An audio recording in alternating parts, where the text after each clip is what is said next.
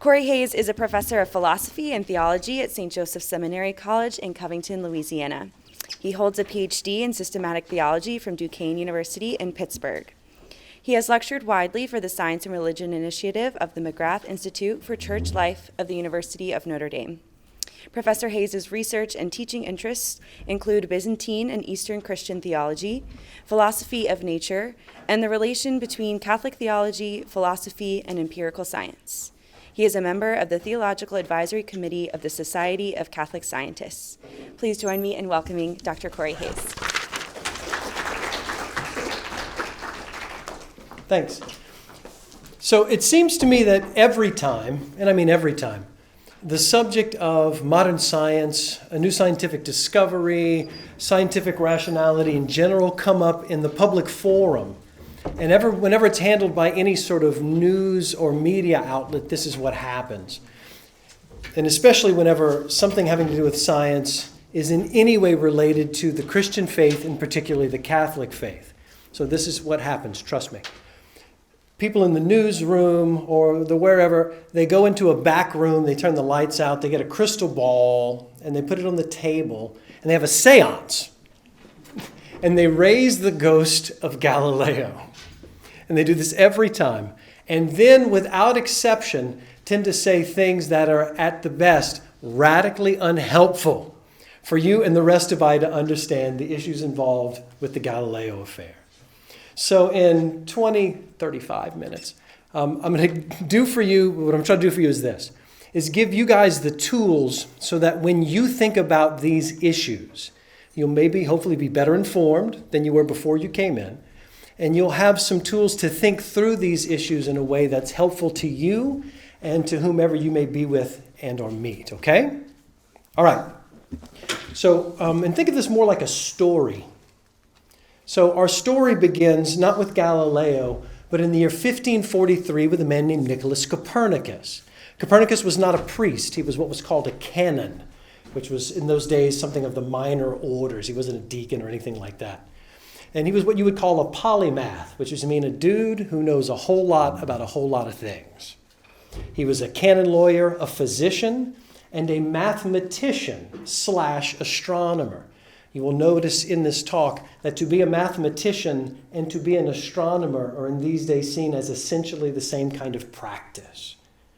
Well, in 1543, the last year of his life, he publishes a book called On the Revolution of the Heavenly Spheres, known by its Latin title, De Revolutionibus. He had had this worked out 10 years previously, but had kind of feared scientific and religious scorn. So he waited till he was about 70. He dedicated the work to Pope Paul III. Now, in De Revolutionibus, he argues, not for the first time, but systematically for the first time, that rather than the cosmos being geocentric, Earth at the center, and geostatic, the Earth motionless, rather the cosmos was heliocentric, the sun at the middle, and the Earth was geokinetic, it moved. Now, it's on this screen. This is an example of what somebody of Copernicus's period would have thought the cosmos was structured like. This is based off of the philosophy of Aristotle and models by a man named Ptolemy of Egypt, a Greek of the 1st century AD. If you notice in the middle, that's Earth, that's us, which was seen to be the realm of coming to be, passing away, growth, decay, death.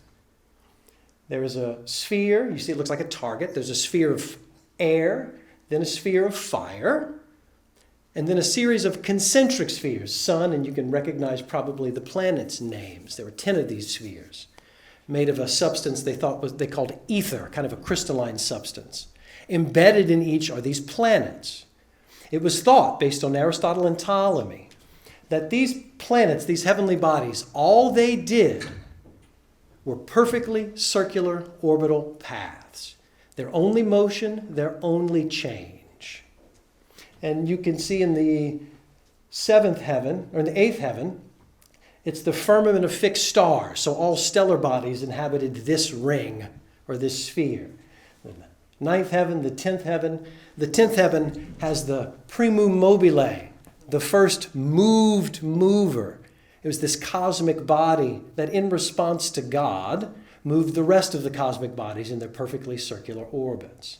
Outside of this circle, the Latin says empyrean heaven, dwelling of God and the saints or the blessed.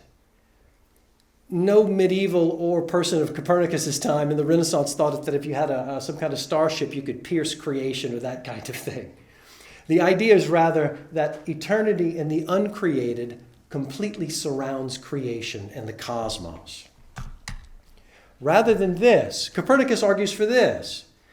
This is a heliocentric model. But what do you notice about the planets and their orbits? They're still perfectly circular. We hadn't gotten to elliptical orbits yet. Now, Copernicus's ideas were not well received in his lifetime, save by some astronomers and mathematicians, because the mathematics of De Revolutionibus was better and more elegant. It helped you to predict calendars and celestial phenomena more accurately. But it was not taken seriously by much of anyone as an actual picture of the cosmos. Now, in 1533, a man named Johann Widdenstetter, who was a papal secretary, gave a series of lectures on Copernicus's ideas before this book was published. Pope Clement VII heard these lectures, and his only recorded response is, "This is all very interesting." That's it. In 1533, 100 years later, the response of a pope will be radically different. Well, what happened in these 100 years? That's what this talk is going to be about. Now, Copernicus's ideas were not readily received because they didn't accord with what they took to be the best science of the day. According to Aristotle, I don't have anything to drop my wallet. According to Aristotle, solid bodies made of earth have one motion. They drop. If you're a geokineticist, the earth has two motions. One, a rotational motion. It didn't jive with the physics. Second, if everything is moving, us included, around the sun, you should be able to observe what's called stellar parallax. Imagine from a distance two bodies crossing one another and then covering the other up. They knew, like some of you might know, that the visual phenomenon of parallax becomes less apparent the further you are from the bodies, right? They said, wait a minute. Why would the firmament of fixed stars be so darned far away? It just kind of seemed inelegant to them. So stellar parallax had yet to be demonstrated. And finally, there were theological reasons, so they thought, that made heliocentrism and particularly geokineticism a problem. This is from the book of Joshua. Then spoke Joshua to the Lord in the day when the Lord gave the Amorites over to the men of Israel. And he said in the sight of Israel, Sun, stand thou still at Gibeon, and thou moon in the valley of Ajalon. And the sun stood still, and the moon stayed, until the nation took vengeance on its enemies. This passage and other passages like this had from the beginnings of Christian history always been interpreted in a geocentric fashion. So what's the sense here? God stops all of the rotational motion around the sun to lengthen the day so that Israel can get on with the beatdown, then starts it all up again, everything as normal. So, like I said, Copernicus's ideas weren't really that well received as actual descriptions of the universe. And he comes and he goes. And it's just kind of an oddity at this point until Galileo comes on the scene. Now, Galileo, born in 1564, started his career first as a mathematician at the University of Pisa, then at Padua. Now, Galileo began his career as a convinced Ptolemaic and Aristotelian. He starts his career not applying mathematics to the heavenly bodies, but to terrestrial motion. In 1609, he carried out a series of experiments which he modeled with geometry on the nature of terrestrial or earthly motion. And in very short order, within a year, he comes up with a version of the law of inertia, the components of motion, that bodies when thrown always follow a parabolic arc, the nature of free fall, but he doesn't publish any of these things. They essentially are only for his classes. But in 1610, Galileo, with the help of others, builds him a telescope. Not the first, but the first telescope that's actually useful for coming up with good observations of celestial mechanics. By today's standards, it's utterly primitive. But for its time, it was the best thing going. And within a year, he makes a series of discoveries that are all new. He's the co-discoverer of sunspots. He correctly asserts that sunspots are spots on the sun, not bodies revolving around the sun, so that the sun has rotational or diurnal motion.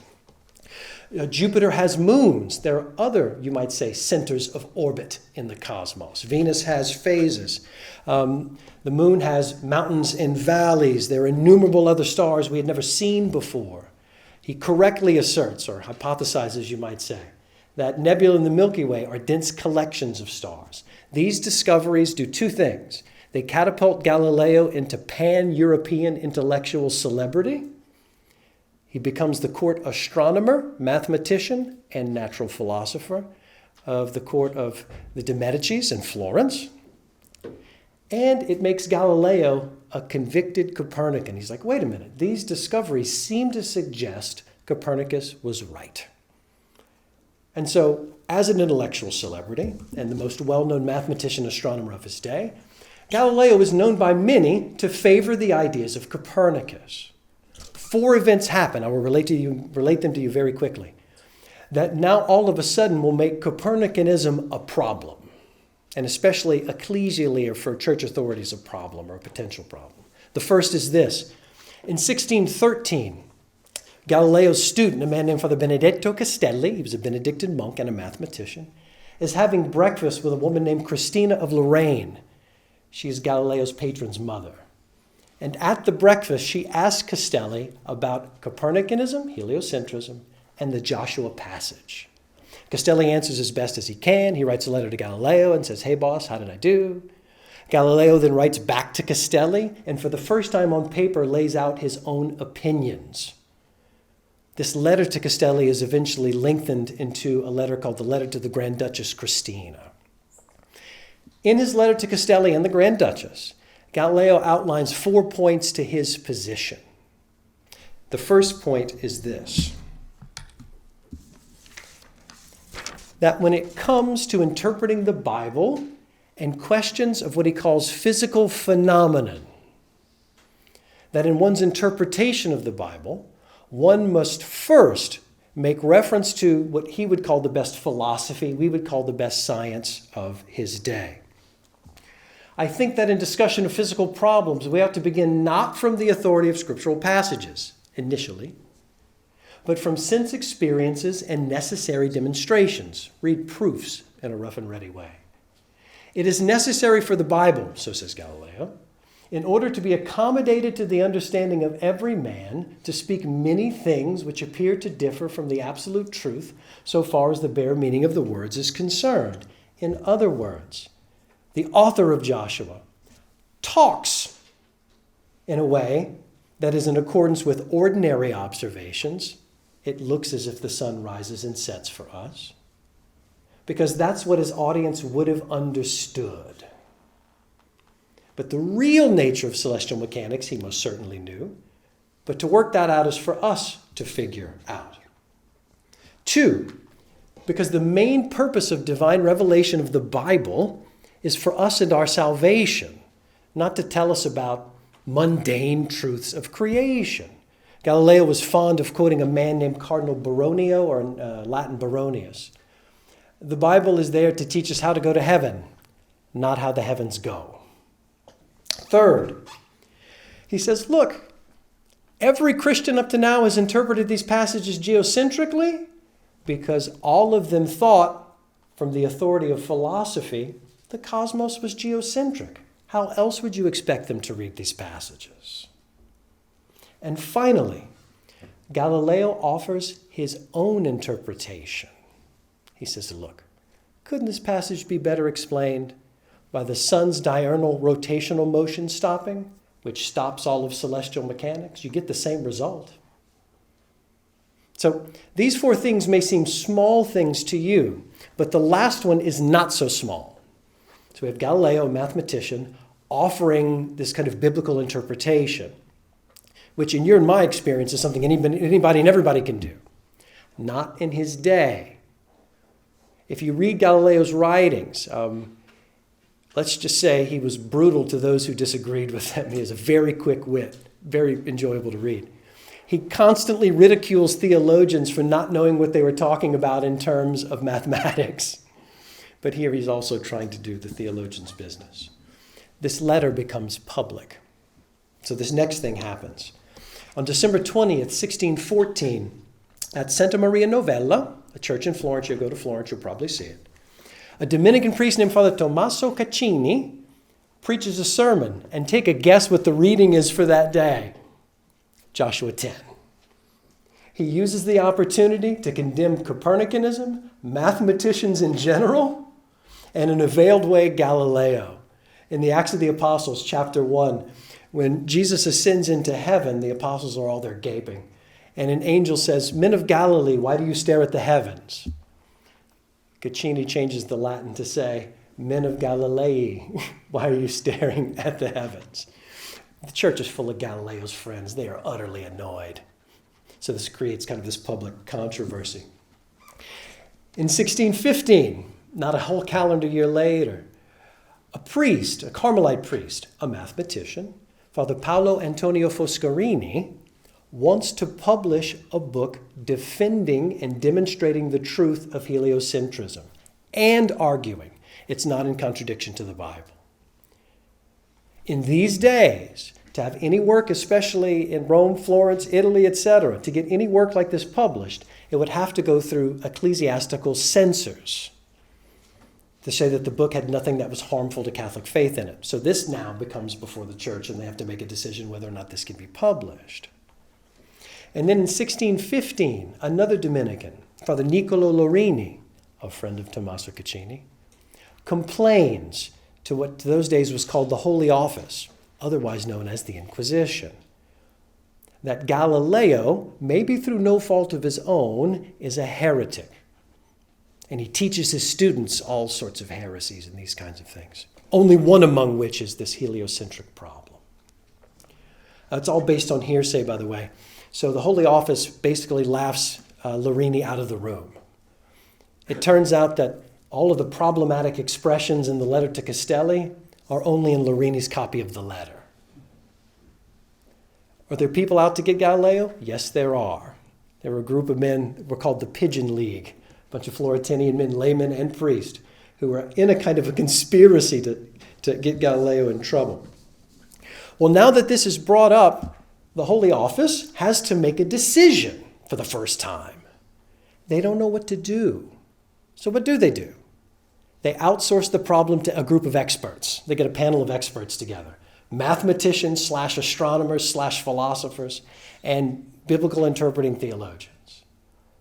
The utterly, completely unanimous decision of both commissions, of scientists and theologians, is that heliocentrism is absurd. So the philosophers say it is scientifically, they say philosophically absurd. They give a set of reasons, some of which I've told you. And the theologians say it's potentially heresy because it seems to contradict this traditional reading of the Bible. So two things happen. A decision is made that now publicly no one is to assert or argue for the literal truth of Copernicanism. If you want to talk about it in terms of mathematical assumptions, as just a way to do calendars, that's perfectly fine. That's all they think mathematicians do anyway. Does everybody see that distinction? You can assert it in terms of mathematics, and that's perfectly fine. They think most of what astronomers do are mathematical fictions anyway. But to assert it as literally true is a problem. So Copernicus's book is to be taken out of circulation, a dozen passages slightly changed so that they're only hypothetically asserting it. It takes a decade for this to happen. Many want to officially declare Copernicanism heresy, but a cardinal named Maffeo Barberini, who we will see later, steps in and convinces them to only declare it, quote, rash, which means this is a potentially misleading, dangerous opinion, and it's left at that. A man named Robert Bellarmine, Saint Robert Bellarmine, was a Jesuit priest, who worked for various positions in the church throughout his career, is asked to find Galileo and inform him of the decision, which in February of 1616, there is a meeting at Bellarmine's apartment, and he does. What exactly he tells Galileo, we'll have to wait for in a minute. But he tells Galileo Copernicanism can't be held as a literal account of the cosmos. By March of that year, 1616, Galileo is tired of rumors floating around that he's under investigation, which has never been true. He has a meeting with Bellarmine again and says, can you write me something that I can show people that I've never been under investigation? Bellarmine says, sure. And Galileo carries this paper around with him most of his days. And it says this, hint, the words in all caps will be important. On the contrary, he, Galileo, has only been notified that the declaration made by the Holy Father, the Pope, and published by the Sacred Congregation of the Index, this thing called the Index of Forbidden Books, where books that were seem harmful were put on, whose content is that the doctrine attributed to Copernicus is contrary to Scripture and therefore cannot be defended or held, parenthetically, as literally true. And so Galileo, for the rest of our story, will work under the assumption of what's on this certificate. Now, Robert Bellarmine had been involved in discussions about this for the past 2 years with Father Foscarini by letter and Galileo. Now, Bellarmine's position is as follows. He says, look, number one, if you want to assert this as hypothetically true, which is all mathematicians do anyway, fine. He even says, and Bellarmine's a good man, he says, I know you guys only think it's hypothetically true. He knows that's not true. He wants Foscarini and Galileo, be careful. You understand? He's trying to protect them. So that's legitimate. But a literal assertion is potentially dangerous because even Bellarmine can't see how it can jive or cohere with traditional readings of certain biblical passages. He says it seems to render Scripture false, which obviously would be a problem. Galileo is trying to argue, no, it doesn't. There are other ways to look at the text.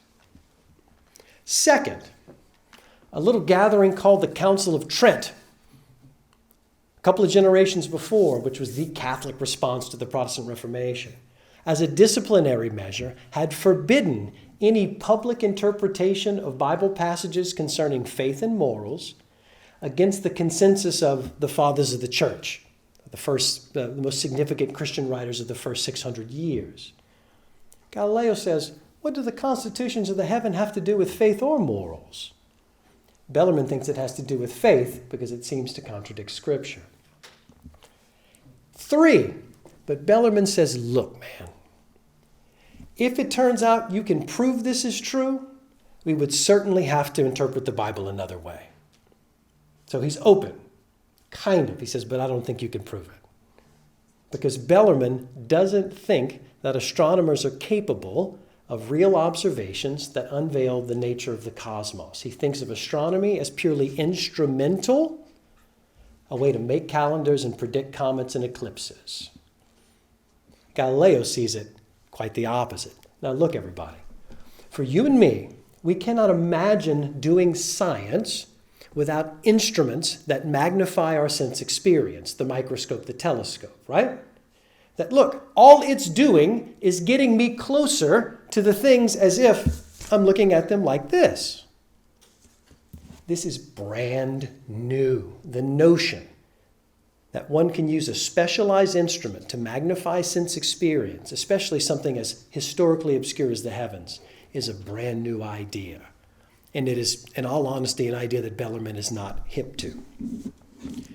So at the end of the day, both Galileo and Bellarmine agree that if it's true, it's true.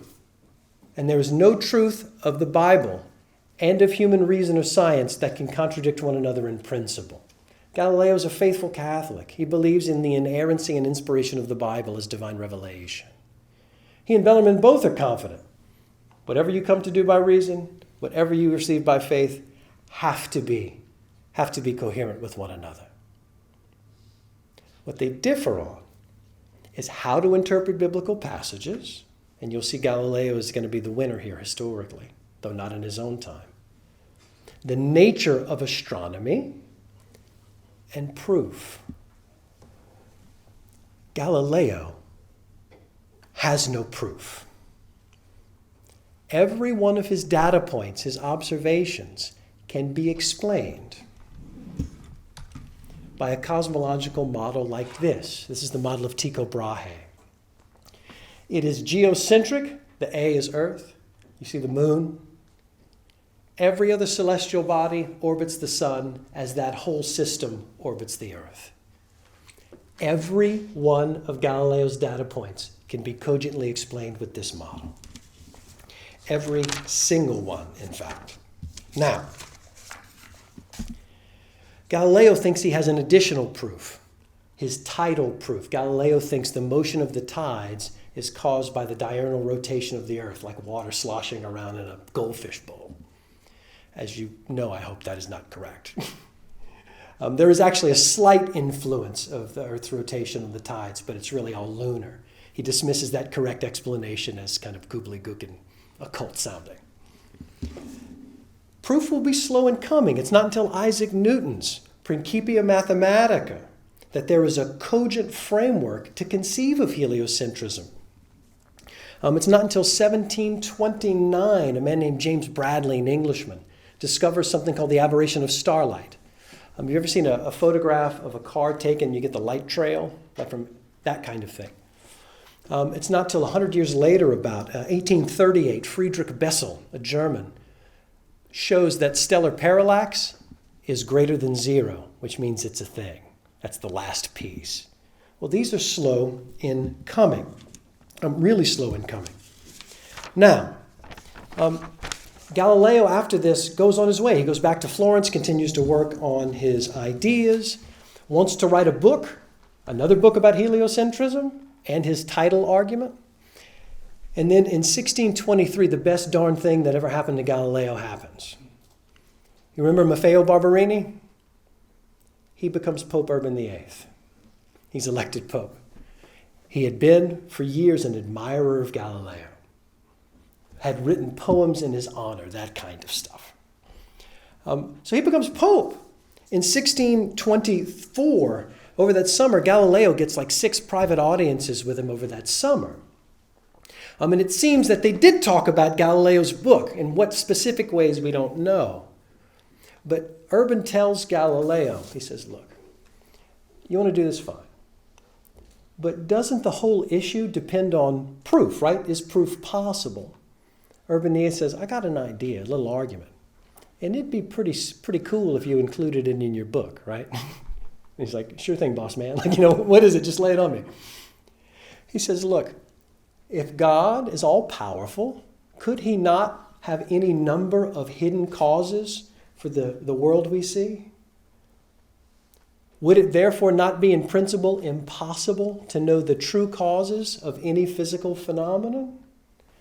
Now, I hope you realize this argument is terrible because it completely makes science impossible, right? If you can't know the true causes of phenomena, then what good is searching for them?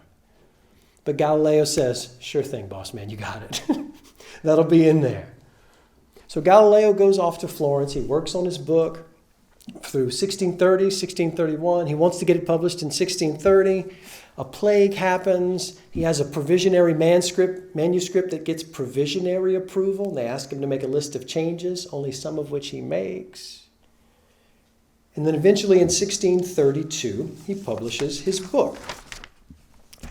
And the book is titled A Dialogue Concerning the Two Chief World Systems, the Aristotelian or the Ptolemaic and the Copernican.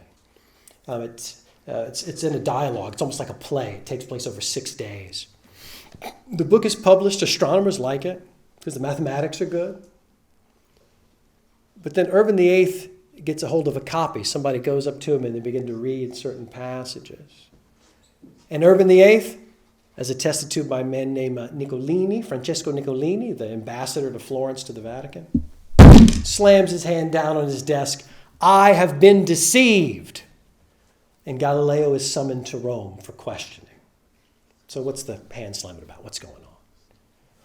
A couple of things.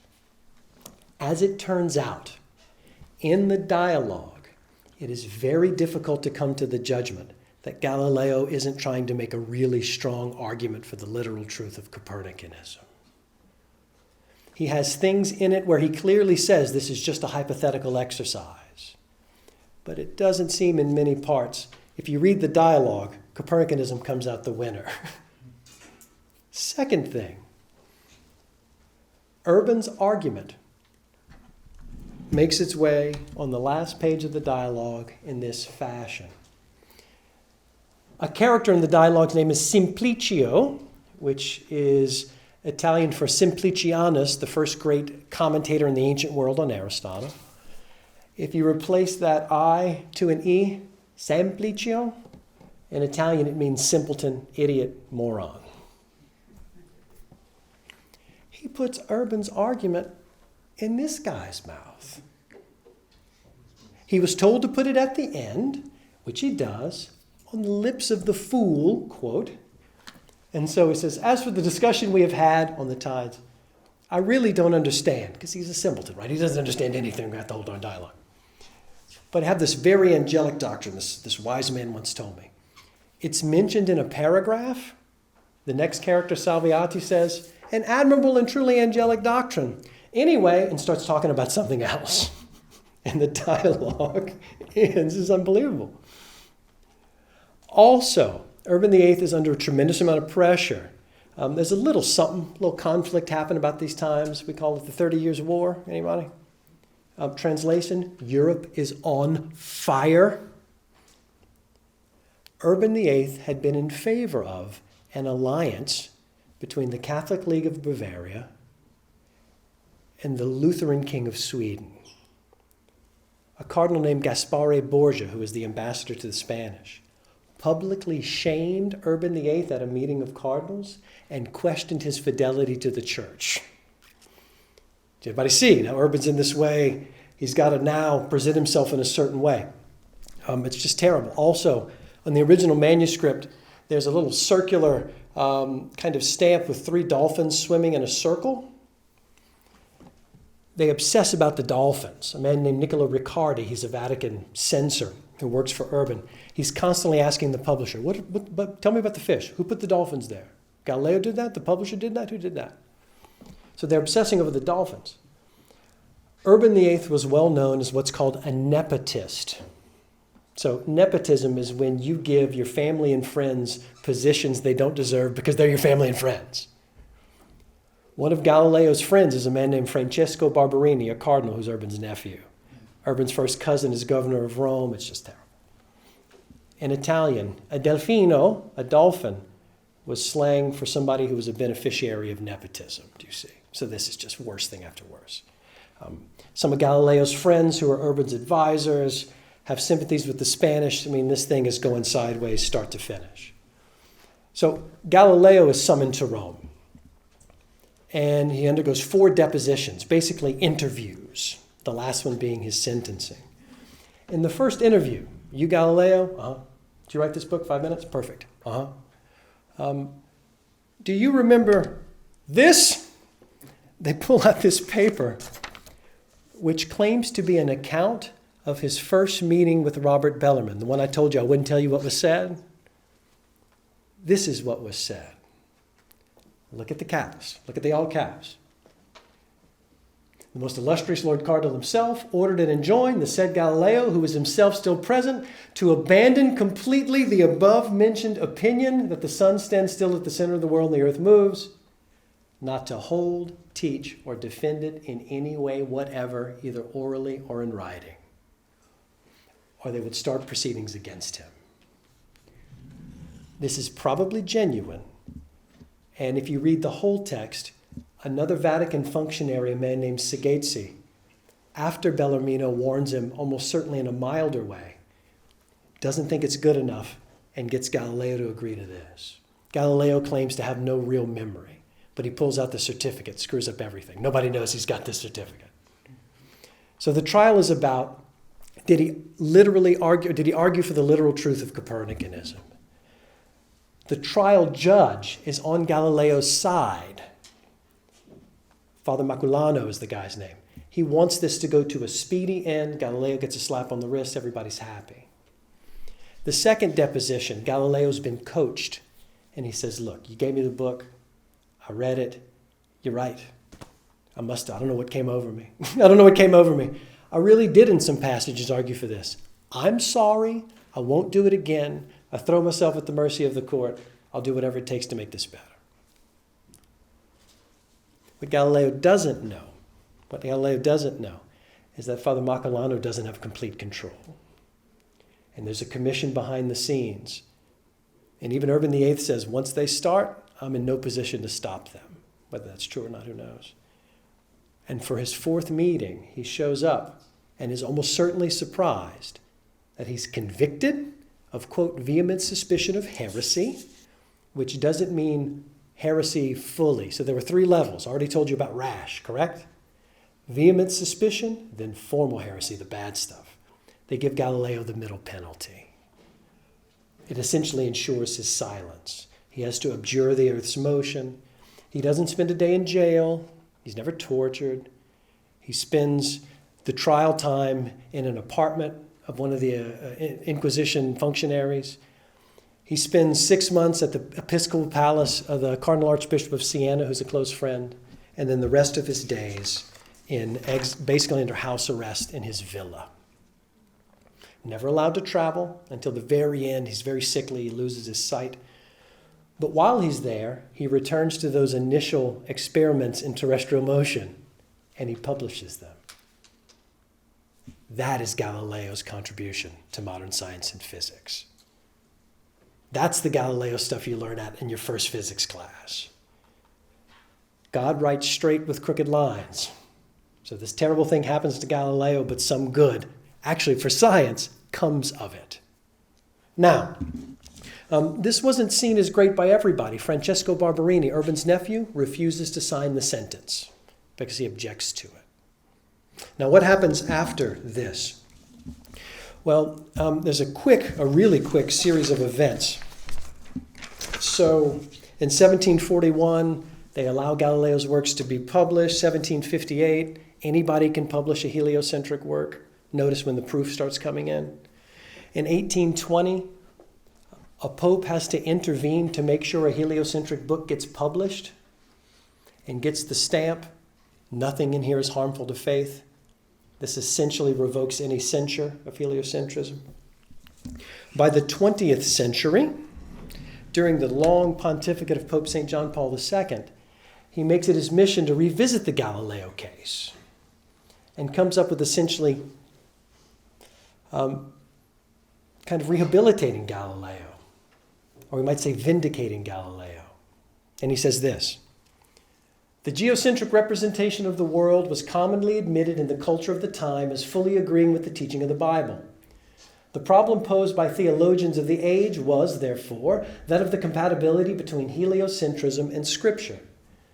Thus, the new science, with its methods and freedom of research, which they implied, obliged theologians to examine their own criteria of scriptural interpretation. Most of them did not know how to do so, and by most, it's almost all of them. Paradoxically, Galileo, a sincere believer, showed himself to be more perceptive in this regard than the theologians who opposed him. Now look, if you look at the Galileo affair, there are a few things it's clearly by nobody in its time ever thought it was about. No one at the time thought it was about the compatibility between faith and reason, faith and philosophy, or even faith and science. Everyone believed in the unity of the truth. It was about the changing nature of the scientific project, and it is just true. Ecclesial academics and structures of the day were behind the curve. It's about personalities. It's about, and even the church in its own way, feeling threatened by cultural changes. And look, everyone, bodies, political, religious, or otherwise, who have a monopoly and feel safe, they let boundary-pushing opinions flourish. When they feel not safe, they withdraw those tolerances. Always, that's just how people are. So it's never about those things, but it's about this whole other bit, the changing nature of science, a crisis in biblical interpretation. And only because of the Galileo affair, it forced new ways to look at Scripture, especially in relation to science. And finally, I want to leave you with this, and we'll be done. I've gone on long, I'm sorry. You know why in the newsroom, beginning of the talk, when they get out the crystal ball and they summon the ghost, they only summon Galileo's ghost? Because he's the only ghost to summon. It's utterly singular, embarrassing and tragic, but singular. There are no analogies to it. Trust me. Those who try to come up with them always fail. It's not one more event in this tragic persecutive program of the Catholic Church to science. It actually is the blaring and embarrassing and tragic exception to the rule. Understand, it's an exception. It should be always remembered and described as it was. But it's not evidence of a program of persecution. It's a blip, a major blip, that stands out so much because it didn't happen before and has not happened since. So thank you for listening. I hope I've gave you a little bit to think about as you leave from here. So thank you very much.